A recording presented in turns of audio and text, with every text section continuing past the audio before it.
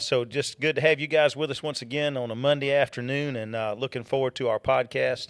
Really look forward to our podcast each week. And oddly enough, I was telling Keith before we got started here today, there's a lot more traction on our podcast. A lot of folks starting to watch it That's great. and ask questions. Yeah, so good. they're really interested in what we're going to be talking about and when we're going to be going. So that's exciting. So just again, appreciate you guys taking time to be here every other Monday night. So with that, hope you guys have had a good day and just looking forward to our topic. And tonight's topic is, where do you find your solitude? And this is a topic that Tim actually brought to my attention here just a few days ago, that God had laid on his heart, and he just had inspiration to do it. And I thought, what's a great opportunity to just go ahead and do it this particular podcast. And as we were talking prior to the beginning here, it's a pretty broad topic. I think when you look at it, that you can dive into a lot of different areas. And because if you look at the definition, as we talked about earlier, I mean, it means to be, by yourself, or in, silence, or just away. But as you dive down deeper, or dig deeper into it, or drill deeper into it, it gets into rest, peace, comfort, that kind of thing. And so all of that kind of encompasses into the definition of solitude. And so it goes back to, where do you find your peace, comfort, rest, your alone time, or where you find that calmness in your life. And my mind immediately went to David. And as we were talking, and David was a man after God's own heart, but David was also a man that a lot of people were after, right? I mean, there's a lot of folks that were trying to overtake the children of Israel, specifically the kingdom from David. So he had a lot of enemies, if you will, that he had to worry about and contend with on a daily basis, not just on the outside, but he had some folks on the inside, right, that were after him. Some, for instance, his own son, right, Absalom, as we know, tried to kill David. And, he's the one that had the big hair and got hung up in the tree, and as he was riding by going to kill David. So he had a lot of opposition, and so he obviously had to find a place to get alone with God and find some solitude. So I thought about Psalm 23, and when you read that story, David says, "Yea, though I walk through the valley of the shadow of death, I'll fear no evil, for thou art with me, thy rod, thy staff, to comfort me." Right? We all know the text, and Tim and I were fortunate enough, along with Pastor Keith, to go over to Israel in 2017, and we found ourselves early one morning. We wanted to get up and walk along that wall, and when the sun was coming up, I think that was Tim's idea actually. And we got up, went out there, but they had a gate locked, and you couldn't get up on the wall. So I forget. Well, I think we walked outside the wall somewhere out through there. Well, we scaled the gate. Don't you remember? We just climbed over. Yeah, broke the law.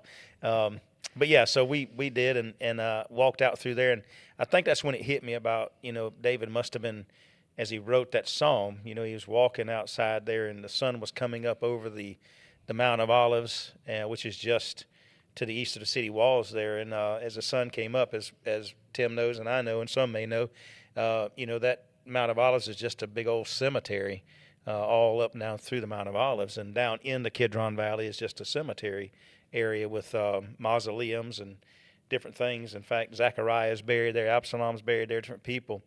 And so the sun had to have been coming over those tombs and casting a shadow down on David, and as he walked in the valley of the shadow of death, he fear no evil. But I thought about him when Tim first mentioned this to me, and I thought, he found that peaceful place where he could go and nobody would bother him, nobody would mess with him, right? And he could get his alone time with God, and he could talk to him and get his mind around the situation for that day or whatever was going on, and get the answer from God, right? And so, so I kind of, that may be a good jumping off point for us there, just to kind of start us and get our heads wrapped around where we're going.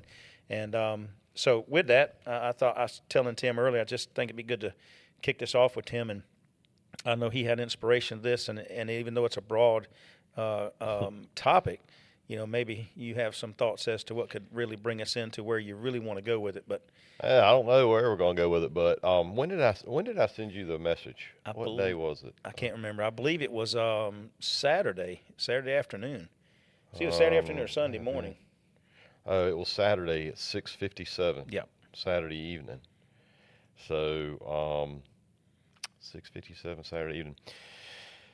Yeah, so I don't really know where it come from. I was just sitting there thinking, and I was in the shower, to be honest with you, and so Well, you do your best thinking. Well, I mean, but I think what got me thinking about it, because, I do think a lot in the shower because you're free of distraction. It made me Yeah. start thinking about, again, solitude and how we can get free from distraction. So, again, David used an example, or even Jesus, to go away to a quiet place, to get Yeah. away Yeah. from the crowds and things at the time.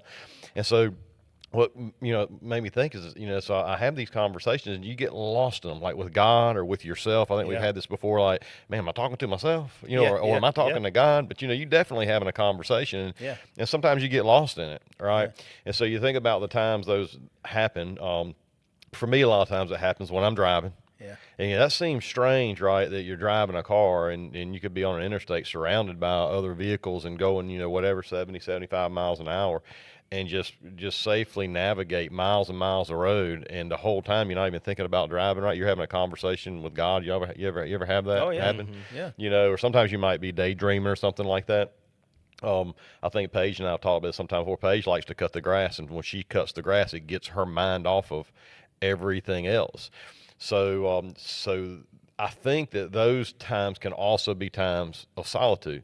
But what gets me, is that it's so hard today to find any space, anywhere, anytime, where there is no distraction whatsoever. That's very good. And I don't know where I said this. I had the conversation with somebody recently, but it was like, where can you go and not hear traffic?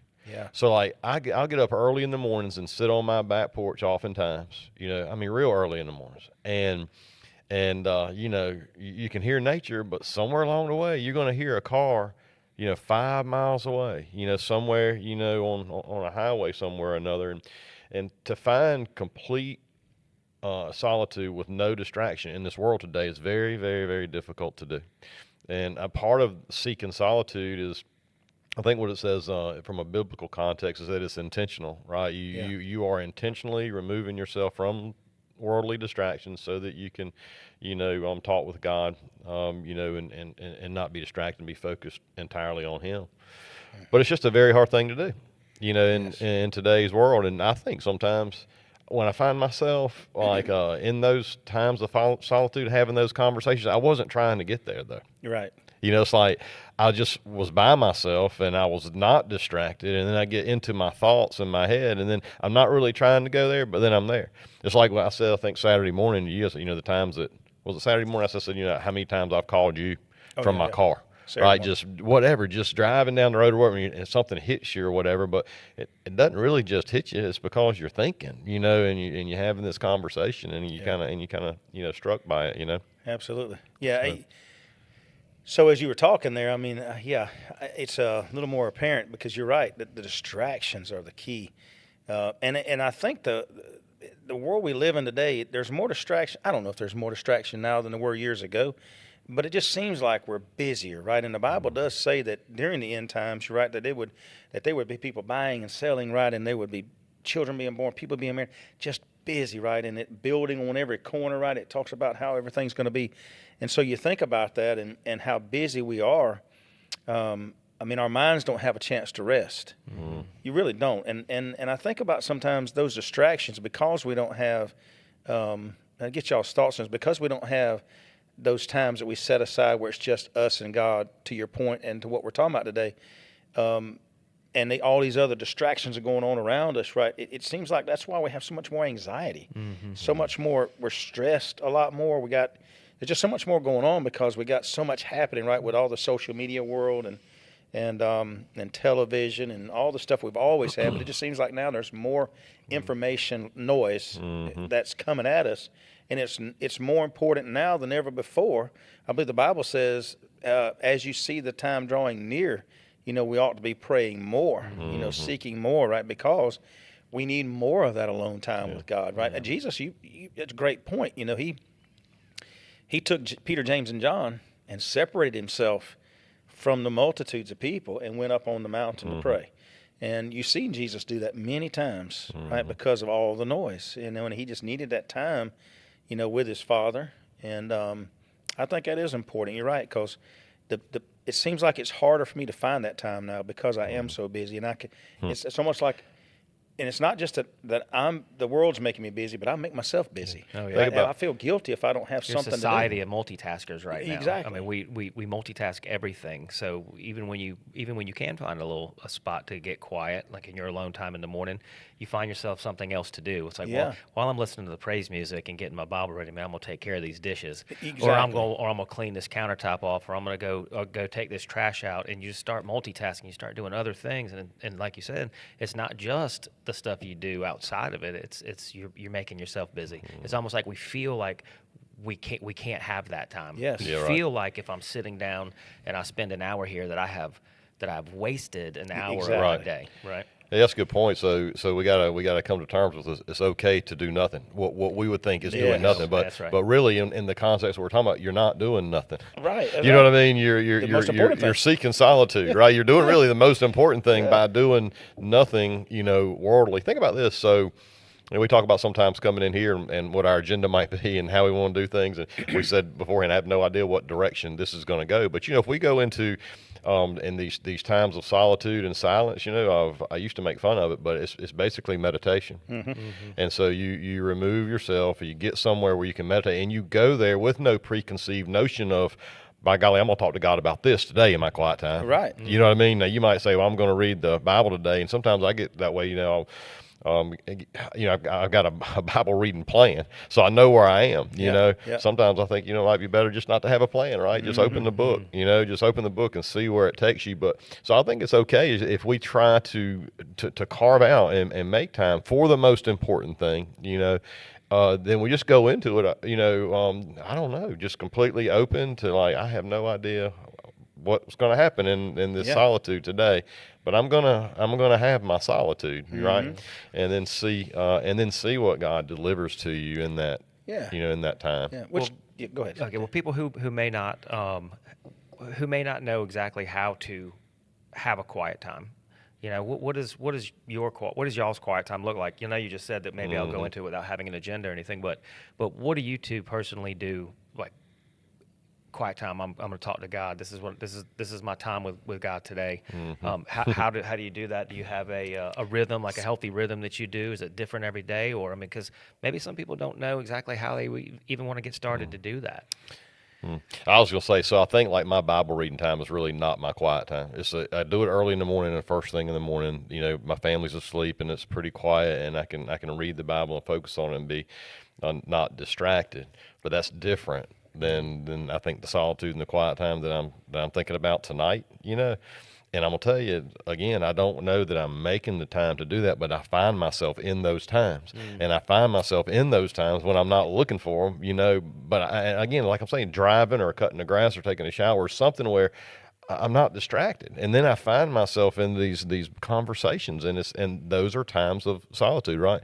So I don't know really, to tell somebody how to begin to practice, this solitude sort of thing. I can't really tell you. I think it's different for each person, but I know this is that in the times when I've tried to make it happen, it don't happen. Right. It's like you go and you sit down in a quiet place in the woods or something, and you start doing your ohms or whatever people do to clear their minds. I haven't done that yet, but you're sitting there and you're so intent on making this happen that it's like, oh Lord, I'm trying, whatever. I'm trying to force something here. So I've been there before too. Yeah, well, I was thinking more like maybe I was thinking that was the same thing almost, because many of the examples in the Bible where people are practicing solitude, it is going and spending time with God. I mean, especially in the Old Testament, New Testament. I mean, Paul, before he starting his ministry, going to Arabia, I mean that's 3 years of solitude. But I can only imagine that he spent most of that time preparing his ministry and talking with God. So I think I'm on that camp of, I find, I guess, when I practice solitude, it would be like breathing in solitude, breathing in a quiet time, and then breathing out community when I'm with other people. So I don't know. I don't know that a solitude with nothing is where I would be. Yeah, so it's great questions. To answer your question, I know I don't do a good job with the solitude time because I'm probably not your best example, because I'm like Tim said, I find myself blending my solitude time in throughout the day, right? It's just where I feel like I can grab it, right? And that's a product of like you said, the world, the multitask world we live in, it's like you said, I feel guilty if I'm sitting still for 15, 20 minutes. I said, okay, this is my time to just sit here and talk to God or read my Bible or just do whatever, just listen. And then I'm thinking, okay, like you said, my wife said, get that trash out. Let me go get that trash. I'll still be talking to you, Jesus. I'm taking trash. And what I found is as I do that, then my mind gets away from God. Right now, I've lost my solitude, Right. to your point. And so it's, for me, I got to grab it where I can grab it. It's kind of like a fast food solitude for Mark, which is not good. I need more of that solitude time. And so as I'm listening to you y'all here, and if I'm hearing you correctly, you know, the solitude side, if I'm listening to Tim, two different sides there, which is really cool, because this is exactly what we're talking about. Because for you, Nate, you know, you may be able to do your solitude time is your study time, your talking time to God, all in one, and your quiet time. Whereas I'm listening to Tim, and Tim's like, you know, my study time's here, but my time of just meditating on God, right, is totally different from that time. And both are correct. It's still solitude, and mine's somewhere in between all of that or outside of all of that. And so it is different, as you said, for everybody. But I think one of the things that when I think about solitude, thinking about the fast pace where we live, thinking about shoving every second I got, you know, making sure I'm utilizing every moment of my life, right, and I'm not wasting anything, multitasking while I'm doing my solitude, is listening. That's the hardest thing for me, right? If I get in and maybe y'all have the same problem. If I get in a place where I said, okay, God, I've been talking to you all week about my problems and situations and things, or things I want you to help me with, or people that I want you to help with, or whatever it is. But I didn't do a lot of listening. I did a lot of talking, and then I'll tell myself, okay, I'm going to get somewhere and just sit and listen. That's the hardest thing for me, because I'm a little OCD and I'm a little bit ADD and all them other, I don't know how many alphabets I got, but I'm all those things sometimes, especially when I'm sitting still, because one of two things are going to happen. I need to go do something, or I'm going to go to sleep when I get still. That's one of them two things.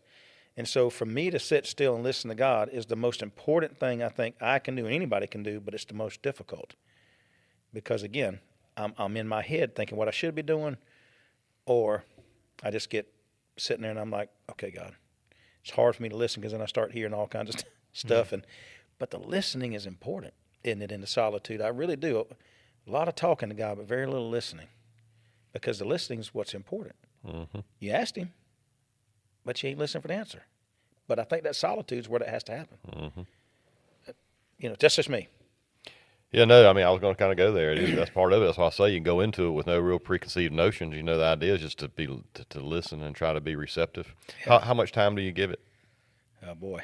Yeah. I mean, I'm saying, I'm saying, but okay, let's say you say, I'm going to begin to practice this discipline, right? I am going to go daily somewhere in a quiet spot where I can find, and I'm just going to go there, you know, and be quiet and listen, right? Yeah. I'm going to do this.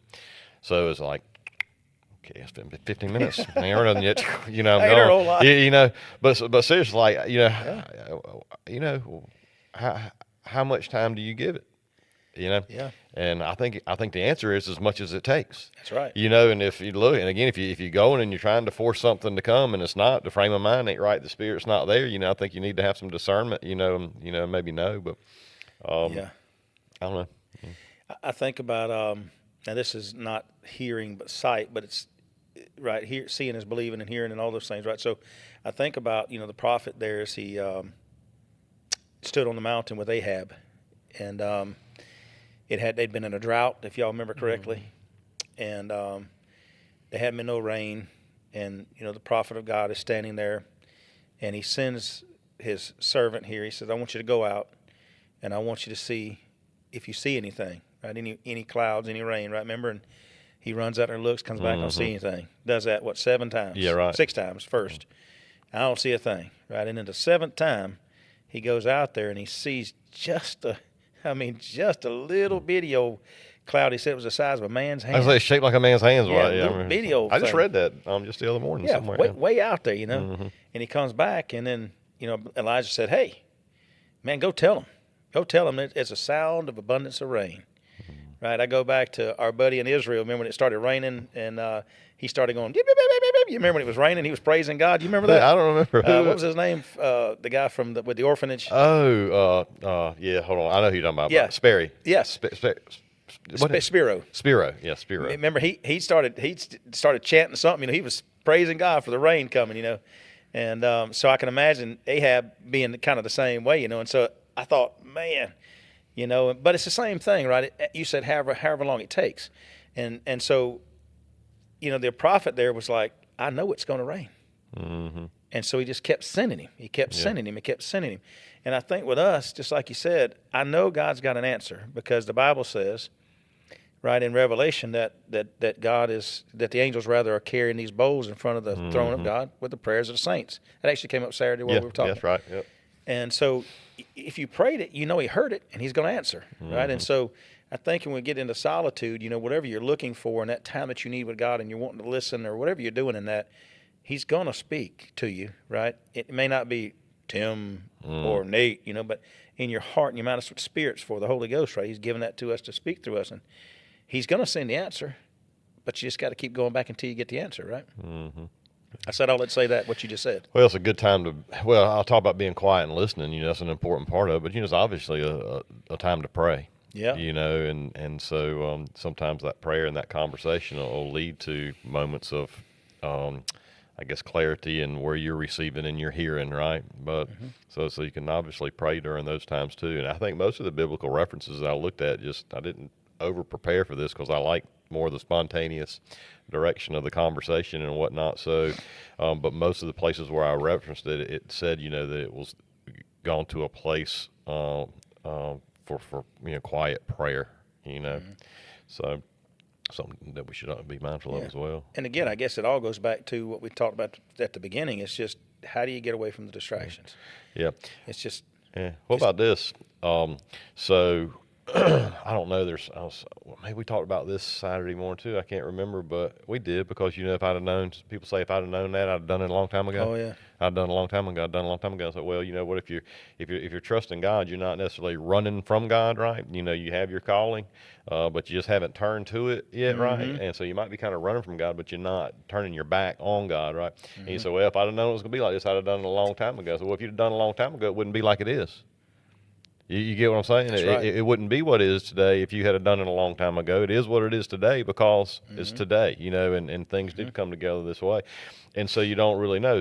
What you think is, what you missed out on, right, because you didn't start doing something sooner. That's right. And so we talk about sometimes it's like, I don't know, I don't know what my life would be like if I'd have done something different before. I just know what my life's like now. Right. Right. I know what it's like now. So thank God for that. That's right. And only God knows what it's going to be like in the future. But we know that the more we follow Him and try to be closer to Him, the better our lives are. Right. Yes. And so, it comes down to it is that, if we're not spending the time with God in solitude, then, what are we missing, right? Where might we be if we were to dedicate more of that time of our lives to Him and not be so distracted? It's like it's like tithing. It's hard to understand. Have people understand it when they're not into it. They just can't, I can't afford it, right? Right. I can't afford to tithe. Well, no, you can't afford to tithe. You just have gotten yourself in a financial situation where you're strapped to some kind of way. But once you begin to do it, then you can't afford not to. That's right. It's just like, you look at the abundance of the Lord and we're taken care of,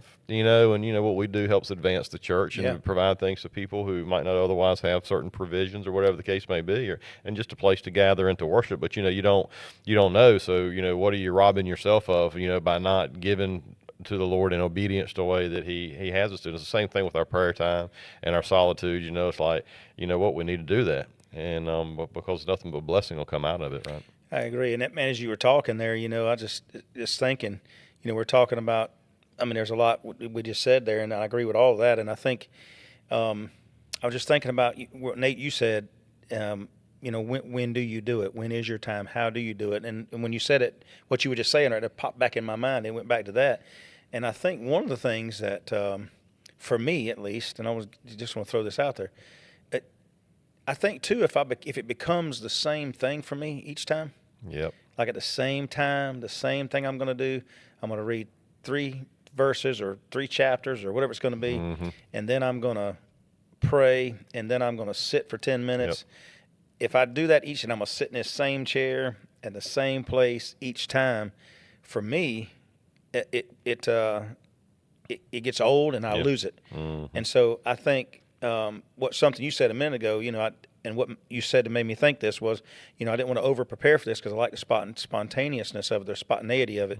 And so I think the same way with our solitude, right? I think it should be spontaneous, I think, but maybe not spontaneous like, oh Lord, it's 10 o'clock, I hadn't talked to you yet. Not that kind of spontaneous, but we ought to have a time or around a time, but have that time with God. But I don't know that it needs to be the exact same thing all the time where it's so cookie cutter, because then I do think it loses something, right? But when it's it gets to where you feel like you're going through a routine and you're checking boxes. We talk a lot about checking boxes, right? And that's I don't know. It's not necessarily a bad thing to have a routine, but you can get caught up in it where you kind of miss the whole point of it all. Switch it up. So, but there's another thing. I think I may have said it here before, but I used to hate that phrase, "Fake it till you make it." You ever hear that before? Fake it till you make it. Too. Yep. And but that kind of got where well, that's how you form new habits. You tell yourself the whole time, "I can't do this, I can't do that, but I'm gonna act like I can. I'm gonna act like." Well, after a while, what you're acting like becomes what you do. It becomes a habit, and so you fake it until it becomes a habit enough, and then you make it. So I don't know. It could be the same way in some of these things, just establishing these spiritual disciplines, and to where it just becomes part of your routine in your life. And don't you think too, when you think about solitude with God, your mind automatically goes to the monks, right? Now I'm not talking about monks here, right? But they have you listen to that same music, and it's kind of all that stuff, but. Man, and sometimes it's that way with our personal life and in our churches, right, where it's all got to be a certain way, and it's got to be a certain this and a certain that, and it just gets to be so dry, right? But I think with the Lord, whatever you do, you should do it with passion, right? There should be some fun in it, some passion in it, some enjoyment in it, right? Where it's kind of like I'm not going to the funeral home, I'm going to your favorite amusement park, right? Not to put any plugs in, but you know what I'm saying? It should be enjoyable to go to the Lord. It should be enjoyable to stop and listen, right? It should be and that's exciting. where I am, and and I just kind of fall back toward where I'm at. I guess my personality, man, me creating healthy rhythms, and it may have felt like checking a box at first. It may have felt that way, but now it's exciting to wake up and know that I'm going where I'm going to meet with Jesus that morning, right? It used to feel like it was kind of mundane and drawn out and felt like, oh man, well I'm going to read 3 verses, but now there's an excitement to it, right? Yeah. So I get, depending on I guess how you are, if I didn't have that healthy rhythm, I don't know that I'd do it at all. Yeah. If I didn't know that I needed it, not needed to, now I get to, right? But that's an excitement for me in the mornings when I do that. So I get to go to the same place. I get to make the cup of coffee. I get to do the meet and have solitude and have, and it doesn't get boring for me. Yeah. I mean it may for some people, but for me, man, I've got to have it. If I don't have that, I don't have that quietness. I don't have that lull period of nothing. A lot of time it's even before I crawl out of the sack. I mean, it's your brain starts racing and you just start talking to God, just praying right there. I mean, and that's the quietest spot of my house is when, my wife's asleep and I'm, kind of just looking into the darkness and. It won't get any quieter than that, and then I get to go do my other stuff, and it's just a healthy rhythm for me. It's just that's just where I land. So let's go ahead and give maybe some of our listeners some bulletin board material. Yeah. So is it okay to have fun in Jesus? Absolutely. Right. I mean, is it really? I mean, like I said, there's so many. As I've been raised over the years in church, and I've been in a lot of different churches, right, and denominations, and we're not here to discuss all of that, but.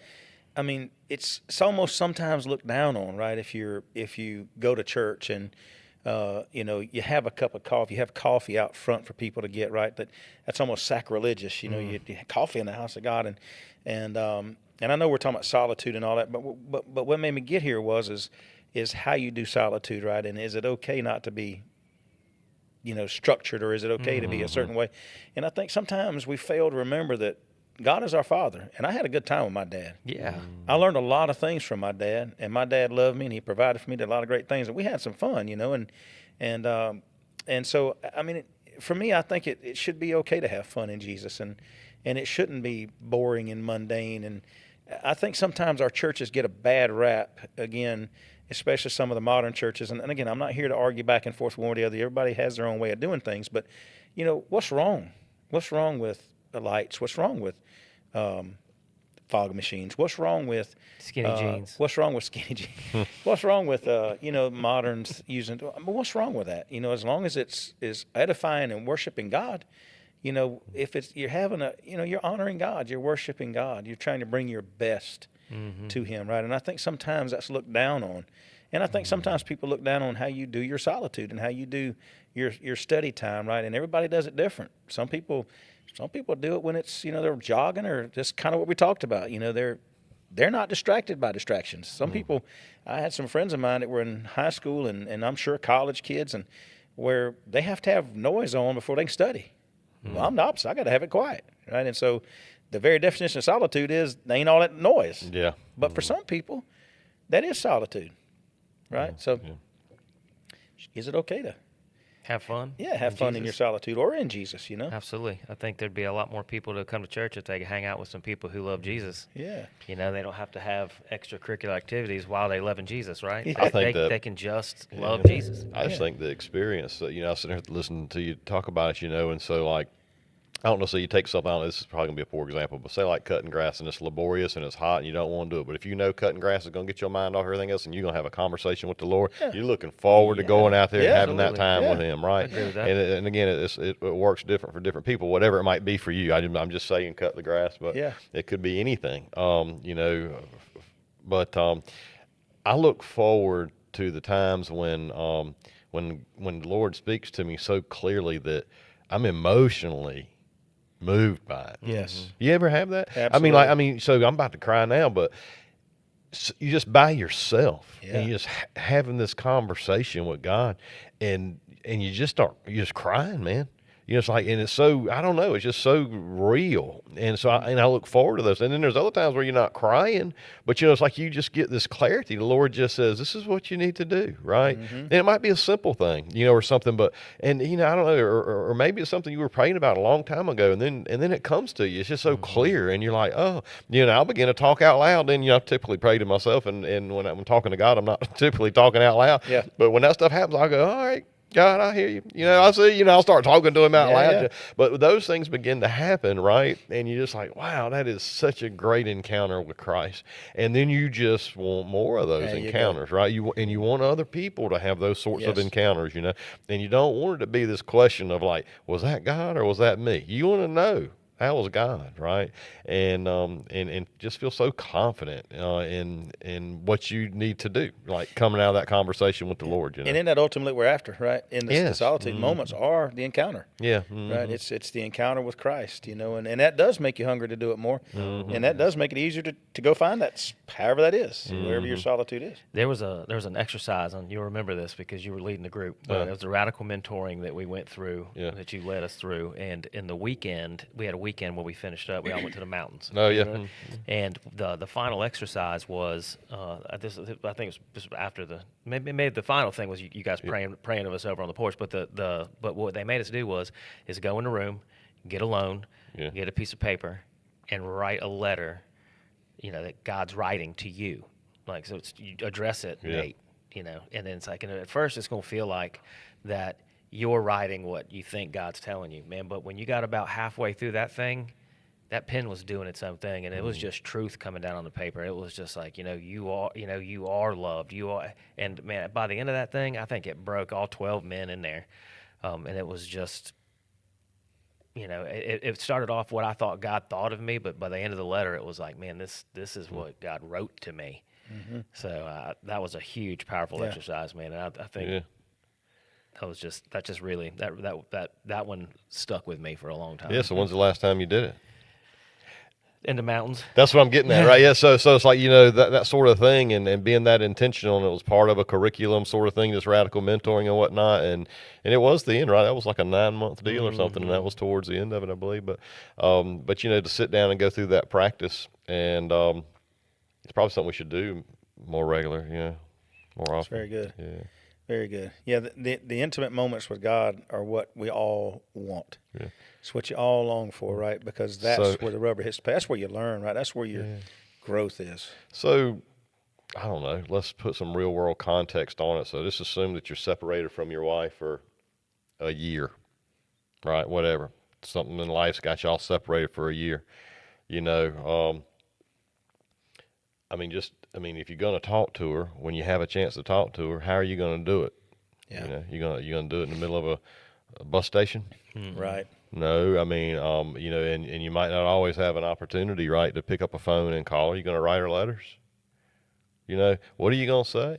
Mm-hmm. You think about the old days when you read letters that people wrote hundreds of years ago, and the words that they used, they were very particular in their choice of words, because they wanted to convey how they were feeling and what they were thinking as clearly as possible, so it couldn't be misconstrued. You know, but so you think about it, I mean, do we put that sort of effort into our conversations with God? You know, and sorry about that, but do we? It might be him. You know, no, that's not. Yeah. Let me call you back in a minute. Yeah. Yeah. So I think that's a good point. And you know, if you think about it, if you only had back in the old days, you know, we all remember these. I think that you may be old enough. I think you are to remember payphones, right? Old payphones. So you know, I don't know what that is. Yeah. So you know, you drop your dime in there, and you knew you only had a few moments, and maybe that was the only dime you had. And so before you put that dime in there, you had really given some thought, to Tim's point, behind what you were going to say, because you knew you had just this one moment. My mind goes to Esther, right? Queen Esther. Well, she wasn't queen at the time, but Esther, you know, she was a slave there, and the king had put away his wife, y'all remember, right? And so he was looking for a new queen. And so he was looking for the fairest of all the land, including those who were in captivity. And y'all remember Esther, she had a whole year that she had to prepare for one moment with the king. I mean, a brief moment. She had one moment to inspire him to see that she was the best, right? Out of all these women, hundreds and hundreds of them, right? And she had one moment. Think about the time, the preparation. The Bible says that she had to go through for that entire year of bathing in perfumes and cleansing and all the things that she did. I'm sure walking properly, how to speak to all these things that you had to go through just for one moment. And you got one moment to say whatever you're going to say. You know, talking about your Reba McEntire moment, this your one chance, Fancy, don't let me down. Yeah. Right, this is it. You know, and I think for us, we've gotten so used to God. I think we just approach him haphazardly sometimes. I know we just talked about, you know, it's okay to be spontaneous, and I don't want us to get that mixed up. Spontaneous and unprepared is really not is not the same in my context. I think you can be spontaneous and be prepared. Yeah. I think you can be prepared for a spontaneous moment, right? And I think that's what we're talking about. But I think, you know, you got to give it your best. You know, when you're in that moment, that solitude, kind of what we're talking about, however you do it, it needs to be its best. And that way that if you give God your best, we should expect a response back, and it would be his best. Yeah. Right. And I think we should desire that. But I think we need to be prepared. You reckon first fruits is time as well? You know, time you spend on. Yeah. You know, if you're gonna. I'm sorry about so I'm gonna change subject a little bit, and I agree with everything you're saying there. But so we were talking Saturday, you know, about getting phone calls and you know, and how you should. We're talking about quenching the spirit. Yeah. And so like when I call you, sometimes I'm being spirit led, and I call you and I need to talk to you. If you don't answer the phone, then there's a high likelihood that whatever inspiration I'm feeling is going to diminish, right? Yeah. Thanks for putting the pressure on me, Tim. So we talked about that, how important it is to answer the phone. Yes. You know, you know, and so that was my cousin, and so he wanted to ask me about something else, but I'm texting him just to make sure everything's okay. Yeah. And so that's the reason I've been kind of not participating here the last couple of minutes. But I wanted to respond to him, and everything's fine. Yeah, so That's great. Yeah. That's good. Well, I mean, it's a great segue, right? When God does speak to us, how do we respond? Yeah. Right. We're looking for that solitude with God, but why are you there? Yeah. You know, you're wanting a response from God, and so when He does respond, how do we handle it? Right. What do you do with the response? And I think that's important too. That's as much a part of finding solitude as anything. Looking for the response, but once you got the response, what do you do with it, right? And I think that's important too, because you don't want to just waste Well, your moment. Jesus would go and spend time alone, and then he would go right back to the people, Yeah, and and start telling them about his Father again. Boom, telling them that I'm the way. So, I mean, I guess that's one way to do it. If you're gonna hear from something, then man, go do it. Right? If you get an answer from God that you already hear something from God and it's clear, go do it. Right. Immediately. Don't wait. Don't what is it? Don't pass go. Don't collect $200. Just move. When He says move. Boy, we get in the weeds right there, right? So that's a good one too, right? It's hard to move sometimes, and because God's going to tell us something sometimes that we're going to go back and put another dime in and say maybe we didn't have a good connection. God, you didn't hear what I said. Call and collect. Right. So this time I want to make sure you hear me. But the moving part is important. Like Tim said, answering the phone, right, is very important. If you're asking God for an answer and the phone rings, He's trying to tell you, but we want to answer the phone. Right, so He's trying to tell us, we hear it, but then what do you do with it, right? I think it's important that we do have to move. We do have to move, and I think once you move, God shows you what He needs you here, right? He takes you to a whole nother place, and then it's important for us to seek Him again, and then when He does in that solitude moment, and to grow, keep on moving, right? Because again, you're going to continue to grow, and I think the only way you can grow is to move once you have that response, or once you have that encounter. It's what you do with the encounter. Saturday, 6:30 at night. You felt that move of God on you, right? And you were inspired by that and said, hey, I think this would be a great topic. Yeah, I think what was getting me there is that, a lot of times people say, well, I can't. I'm too busy. I got this, I got that. I think what got me is that, no, there's time. It's just, you can be busy and you can be lost in the conversation with the Lord. That's why I think I use those examples of, like, even if it's just driving or cutting grass or, if you're showering. I mean, I don't know, just things where I don't know. You can still have time with God, even in the busyness of life. But it's much better if you can get away from it. But in this life, how you get away from the distractions is very, very hard to do. So that brings up a good question then. So we're talking about how, I know we went all over the place there to come back to this full circle, but how do we, right, that we find, this solitude, right? And I think, and we're talking about how do we do it, where do we do it, when do we do it, what do we do when we're there? But I think you got to have a desire for it, right? Oh, you do. I think there has to be, we have to have just as much desire for that moment of solitude as we do to talk to Him or to.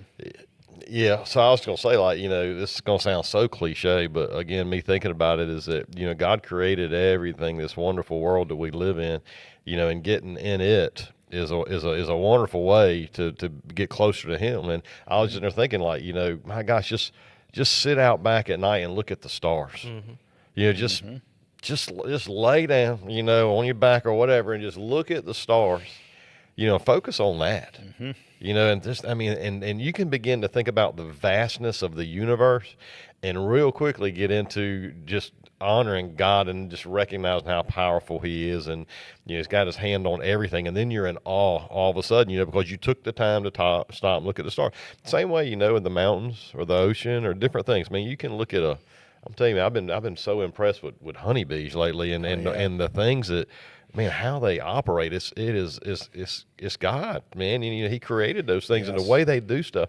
And so you can get into nature and that sort of stuff and immediately, I think, find yourself very close to God. Because if you can't look at nature and recognize, the Creator, man, you're just missing something, right? And that'll bring you close to Him. So again, I think a lot of times when I think about solitude, we don't always have the opportunity, but man, if you can get out alone, just go for a walk in nature, it goes again, like it's on your back porch at night looking at the stars. Or, when we go on vacation, we always go to the same place in Myrtle Beach and stay at the same place every year, but I'm always the first one up every morning, and I'm always out there on the beach. And there's other people on the beach too, but typically that's your time alone, right? And you're out there just listening to the waves and watching the sunrise and praying and stuff. And Yeah. so I think that's a good way to find solitude. That's a great point. So it's a great way to connect back with God, right? Is to just to look at His creation, right? Because it is, creation is crying out to God every day. Creation is praising and worshiping every day. In fact, everything does, with exception of us a lot of times, right? His greatest creation, we fail to worship Him a lot of times, but everything else does, right? At every day. So that's a great point, in trying to have that moment, that solitude with Him, and to understand Him more, and to get to connect with Him more. If you can just connect with what He's already put out here for you, you do start thinking about Him, get your mind on Him, right? And before you know it, you're off in that solitude moment, right, with Him, and you're all of life's cares go away, and man, you're talking about in traffic. You forget about everybody else out there, and just like on the beach, as you're sitting and listening to those waves and watching the sun come up and thinking about all the animals that are in the water and all that stuff. Next thing you know, man, you're tied in with Him greatly, and you find yourself talking to Him about other things. Mm-hmm. Yeah, that's a So great solitude point. is a discipline. Is that something you feel like that needs to be a daily thing? Does that need to be a weekly thing, a monthly thing? I think as often as you can do it for as long as you can do it. Just find yourself. Because you can take. You can do vacation. You can do, and that's awesome. That'd be Heidi's favorite thing too, is on the beach with the sunrise. I guarantee that if she wakes up. But she loves the ocean. I just want to plug that real quick. But in nature, like hikes and stuff like that. Now your back porch is definitely that's something you can, and especially your house. You've got light discipline around there is not so bad, and closer to other houses and things like that, you kind of find it difficult. But man, those are all great ideas. But to be able to find yourself immersed in it, it could be just as simple as like with me working on a job site, man, laying in the grass at lunch, right? Not eating and just looking up at the sky. People think you're crazy, right? Right? You want people to think you're crazy. What are you doing? I'm laying in the grass. Talking I'm to the looking Lord. at the clouds. I'm looking at the clouds, just thanking God for this beautiful weather. We've had some wonderful weather the last couple of days. I mean, Mother's Day yesterday was such a and I do go outside sometimes, and I just walk around my backyard and just thank God. Of course, when it's beautiful days, it's much easier to do that. But let me ask you this. So, in those times, I used to have a voice recorder, and so I'd find myself with thoughts inspired, and it's like when I call you, right, or whoever I call, it's like I got to do it right now, Right. and so I would record my thoughts. And I'm having these conversations, and things would come to mind, because if I didn't, I'd forget. Right. Later on, me and you've had conversations before, like, man, I had something good. I had something good I wanted to tell you, and that gone now, and I forgot it. Sort of thing. And so in those times of solitude, again, you go in there open-minded, maybe not necessarily looking for anything, but you're expecting an encounter, and so you expect the encounter, and what you get out of it, you don't really know, but it's going to be something there. Yep. So when it is, we've got to grab hold of it. Yes. We can't just say, oh man, I just had a wonderful encounter, and then life starts, and then a few days later, like, man, I was talking to God about something, and I don't know. Yeah, I think those encounters are fleeting, right? They certainly are, and I think you got to seize the moment, right? Because if you can seize the moment, right, if you can wrangle that moment and hold on to it, right, and then if you do that, then you can build upon it, right? You can build upon it. I think about a horse. They're not, at first they're not broken, right? You're trying to tame this horse, right? You see it, it's a beautiful thing. You have this encounter, but if you don't do something with it, it's going to be gone, right? But if you can somehow seize that moment and tame that moment, now you have this horse that now can provide so much for you, right? It can provide pleasure as you ride on it and watch the ocean and watch the sun come up as you're riding on it, or it can help plow the ground, which provides the food for your family. And I think that's the great thing about God. We have these moments, but we don't seize them. Yeah. But if you can seize the moments, it can offer so much more for you, right? Because now you've latched a hold of it and you got it, right? And you understood that concept and you moved with it.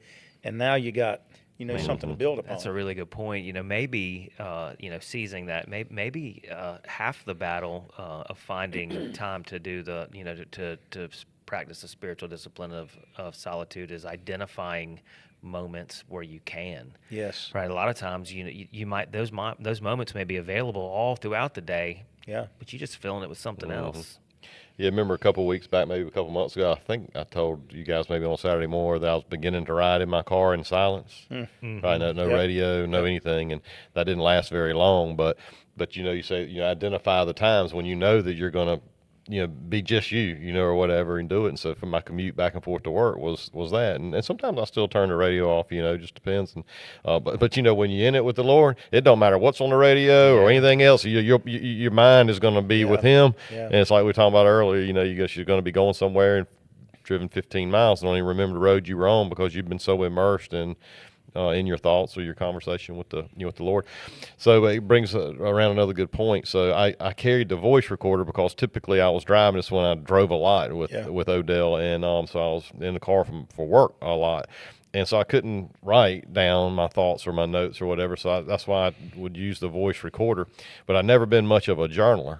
But that's another way that you can go and seek solitude and hear from the Lord. If it's like you talking about a while ago, that letter from God, that we wrote years ago. Yeah. And so for some people, journaling is a way. So again, we just throw that out there for our viewers or listeners that, listen, if you're trying to figure out a way to create this solitude with the Lord, we'll just go get your pen and in a journal and sit down and write something to Him. See what He writes back to you. Write your thoughts. And I know this, man, is, I don't know, it seems crazy, but like meditation always seemed like hippie stuff to me, right? It's just all this hippie frou. And so what we're talking about journaling is basically it's almost like a diary, right? Yeah. And in a diary you're writing to your diary. I never got into that, but in journaling we think of it more about, well, we're writing to God, or maybe you're talking to yourself, or something another. But if you can again do that, then I don't know, you have something tangible out of it. I've gone back, I've tried to be disciplined about journaling over the years. I'm just not very good at it, and I feel like most of the time I'm just writing things. Yep. Just for the sake of writing something, and it doesn't feel like God is moving the pen and whatnot. But I have gone back and read some of my journals, and some of them are like, wow, man, I can't believe I wrote that. That's pretty thoughtful, and I was only like, what, 32 years old when I wrote that. I was wiser then than I am now. It's like, I don't know, but journaling is another good thing to do too. And sometimes I'll listen to sounds. So like if I'm on the plane or in the airport, I'm traveling like I was, last week, I'll put my earbuds in. I don't have those noise canceling type of headphones, and I'll put on something usually nature and rhythmic, so either wind or waves or rain or rivers or trickling water, something like that, and so it does help block out the outside noise, and somehow you're able to focus more, on your thoughts and your prayers and that. So there's all sorts of things you can do like that, right? Yeah. And so, like I was saying before, just trying to find a place that's quiet and where there is no noise. I mean, no traffic, no horns, whatever. Just the sounds of nature. It's really hard to do today, and so sometimes you can block some of those noises out, Yeah, so it brings me to it's a good point here to kind of begin to wrap things up a little bit. I'm listening to us here today, and we're talking about the need for solitude, right, and how important that is, and it's extremely important for the growth of a Christian person, right? Anybody, for that matter. But if you're going to grow as a Christian, you definitely need that solitude time with God, and so you think about the need that is, and how much we desire that, and how much we need that, and how important it is, and how beneficial it is to us. And then I think about the fact that as I'm sitting here listening, I put myself on the other side, and I thought, how much does God really want us? How much does He need? How much does He desire us to talk to Him and to come be with Him, right? Mm-hmm. Think about as much as we desire to hear from Him, and how much we need Him. Think about how much He sits there waiting on us, and how much of a desire He has to hear from us.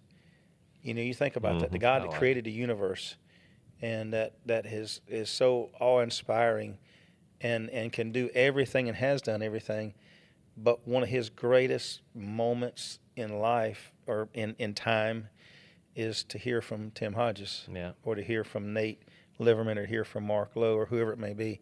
We don't look at it that way sometimes. We think, well, he's such a big God. He probably don't know if I talk to him in a day's time. Man, I think every moment of the day, he is longing to hear from us, and to see our heart, right, and to listen. And he wants to hear from us, and he wants to help us, right. And I imagine when I get up in the morning, this may sound weird or whatever, but I just imagine God, just standing there like a parent would over a bassinet of a child, waiting on that child to wake up and look at him, and waiting on the day that they could talk to him, right? And I just imagine God every day just standing there waiting on me, like watching me all night. I can't wait for him to wake up. I can't wait for him to wake up so I can talk to him. And then I get up in a hurry and I don't even say anything to him. I just walk out, right? Think about that, and I just think, God, as much as we want it, I think he wants it even more. Absolutely. Right? That conversation with us. I agree with you completely. And I think about it like this, and you guys, I still have a son in my house for another year, but you guys have had children in your homes recently. And but I think about it when my son, he usually tells us good night every night, and some nights he's older now. Some nights he skips that. Yeah. And the way it makes us feel. Yep. You sit on the couch like, man, did he go to bed? Yeah. Did he? I mean, He didn't come say even good come night. downstairs, and when he doesn't do that, man, it hurts a little bit. It's not he didn't do it on purpose. It wasn't something he did like you were just saying. But and the same in the morning. If I'm out of there and I don't get him like to hug my neck before I leave, and and for a 17-year-old to come in and be like, Sure. Hey Dad, love you. Have a great day. That's huge for me, and it may and so I absolutely feel I think the same thing when the Lord's just waiting for you to be like just say hi to me, put your hands up and just be like, just say hi, and like you say, you just run out the door and you just kind of miss that opportunity. That's another wonderful way to look at solitude, is that, we're sitting there talking about solitude and hearing and kind of like, what am I going to get? What am I going to get out of it? But to turn it around that way and say, what is the Lord going to get out of this? Just by me doing this and setting this time aside and letting him know that I love him, on a regular basis, it ain't, well, it shouldn't be about us. It shouldn't be, right? So the whole context of the conversation kind of has been a little bit backwards now that I think about it. It's like hearing, so I can hear from the Lord, so I can advance His kingdom and everything. But if we go into solitude for Him, that's our purpose. Is we're going into solitude for God, then that changes everything. It does. It changes it all. And I think it takes it to the scripture here, and we can wind it down here and get y'all's thoughts on your closing thoughts. But, the Bible says to seek ye first the kingdom of God and His righteousness. We know the scripture, right, and all of the things added to us. So you think about it. We seek Him in that moment of solitude, and all of the things are added, right? And they're added because you moved the heart of God, right? You took time out of your busy schedule, and you think, well, what do you mean? The Bible says it's our reasonable service, right? Solomon said, and that's true, but you took time out of your life to stop and talk to God, right? And spend time with Him and tell Him how much you love Him and tell Him how much you need Him and all these things that we do. Just like you said, you think about your son. He took time, right, to come over there, and he could have just gotten to bed, and he comes all the way downstairs to say, Mom, Dad, love you, good night, see you tomorrow. Goes back up, right? Took time to do that, or takes time to come back in your house and hug you when he's in a hurry to get to school or whatever he's doing. And man, that just does something for you, right? And it moves your heart, right? And it causes you to love Him deeper and to do more for Him, right? Not that you wouldn't already, but man, it does something different, don't it? And I think it's the same way with God. I think it's, if we seek Him first, right, all these other things will be added, because again, you also kept the scripture that says, no greater love has any man than this, that a man would lay his life down for his friends, right? Mark, one of them scriptures, John 15:13. So you took time to lay your life down, right, to say, Lord, you know what? Nothing's more important than you. Yeah, you think I'll tell you, man, being parents, I think it helps you understand so much better, again, from a real world way of looking at how God loves us, but how we love our own children, and God's love even is greater than that, right? Yeah. And isn't it hard to imagine that God could love us more than we love our own children? And but so when as a parent, being a parent, I think it I don't know, it gives us a better understanding. I couldn't imagine not being a parent, right? And now maybe you might have nieces or nephews and all that you love dearly and that sort of thing, but being a parent, it's the way God looks at us. I think it gives you a better understanding Yes. of how God looks at us. Absolutely. Now, I remember I told Carson this, and this is off the subject. I may have said it before, but when he was younger, and I'm trying to teach him stuff, and I said, son, if you will just listen to me, if you'll just listen to me and do what I tell you to do, I promise you your life is going to be easier. Yes. Right? Yeah. And it dawned on me, right? It's what God tells Absolutely. us every day. Yeah. If you will just listen to me and do what I tell you, your life is going to be Yep. easier, right? Yeah. Ain't that something? And, Full circle. And so, Mary Elliott, she tells me she loves me every time. Every time she leaves the house or I leave the house, she told me, before I come here, so I'm going to a podcast. She said, okay, bye, love you. Be careful. It means a lot. And the older they get, I used to think the older my children get, I don't know how I could love them more, but I do. The older they get, and you think, well, they're away from you now, Mark. But I don't know. It just, I love my children, but I think I love them more now because they're not around, but it's because of the moments I spent with them, right? These solitude moments, it's the moments I spent with them over the years that built that relationship that now I long for that more than I did when they were at home because they're not there, right? And so I have when I see them now, it's just like, gosh, I love being with them, right? When they're around me and I'm with them, like when we went to Disney, together, and I was with my daughter, and when I'm with my son doing things, it's just, it gets greater the older they get, the more I'm with them, the more I'm around them, the more I see things, right? And I think it's the same way with God. The more we're with him, the more we're around him, the more we grow with him, right? His love, I don't know if there's such a thing as God can love us more because he gave his greatest gift, but I think, at least our love for him grows and we feel his love greater, right? We start understanding it. That's just another example, man, of how, again, our relationships with our children here on earth. So there were one-on-one times, with you and your children where you would go and do things. Me and Merritt would go on dates. Or I'd take Carson fishing. Or I'd take Carson hunting. There's these one-on-one times where you would, strengthen your relationship. I think the thing about it is that what you're talking about. So my kids are getting older. They're not, quite, all the way there yet, but they're getting older and they're becoming their own people. And so to see them becoming the people that they're becoming, they got a ways to go yet, but it makes me feel pretty good. Absolutely. Because they're good kids. Yeah, they are. And so it makes me feel good. And so in our conversations, like Carson and I were talking yesterday, about saving money and retirement and paying bills and how to do things and prepare for the future and working a plan. And it was a very mature conversation that we were having. So that's the way we are with God. Yeah. The closer we get to him, the more we pray, the more we read the Bible, the more mature we become as Christians. I think our conversations with him, go to different levels too. That's right. And it's what empowers us to be able to have conversations with other people, to help them come along, right? So again, if you just look at our relationship as parents with our children, and equate that to our personal relationship with God, and Jesus, and how we grow with Him and that sort of thing. That's so perfect. Great. You go from "don't touch that, it's hot" to retirement conversations, right? That's Yeah. a great point, man. Absolutely. To which nursing home you're going to put me? Yeah. Make sure it's a good one. Yeah, so that's awesome, guys. Yeah, I know. It's we're a little past 7. We can keep on. I was thinking to myself, I don't know where this is going to go, but man, I've enjoyed the conversation. We went in a lot of different directions, but it's helped me tonight, and hopefully it's helped our listeners, and just especially as we tied it all together with what you just said. As we grow with God, man, it gets sweeter, and I think we see ourselves differently with Him, and I know God sees us differently too. And I'm sure He's just as proud of us as we are our own kids.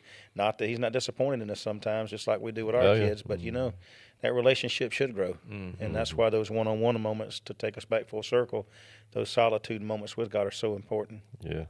That's good stuff. Yeah. Well, the other thing, when you go to God to spend time with Him, He's never going to say, "I'm busy." Oh, never. Yeah. He's never going to say, "Maybe later." No. You know what I'm saying? He's never going to do that. He's always going to be there for us. So. No, that's a exactly good right. point. Great point. Yeah, it's a great point. So, enjoyed it. Yeah, me too. Appreciate it, That's man. good. Thanks for the inspiration on that, Tim. It's Very great, good. great topic, and we're not sure where we're going to go next time, but I know it'll be a good one again. Yeah, so, be great. always look forward to it for sure, and just enjoy everybody being with us. So, Nate, we'll Sounds let good, you man. wrap us up, everybody. Yeah, like always, we just want to appreciate you for tuning in. We'd love it if you'd share, subscribe, follow. If you liked something you heard, go ahead and comment on there, engage however you want to. And we're just so excited to be able to keep doing this to you, with you. And like I said, if you got something you wanna see, or if you want to hear something, or you got a topic that you want Absolutely. us to discuss, Yes. please drop that in the comments. We'd love to go ahead and let you know that we're going to be talking about that. That'd be awesome. Yes. All right. Very good. All right. All right. Thank We'll you see you guys. guys. Appreciate All it. right. God All bless right. y'all. Good night. Yeah.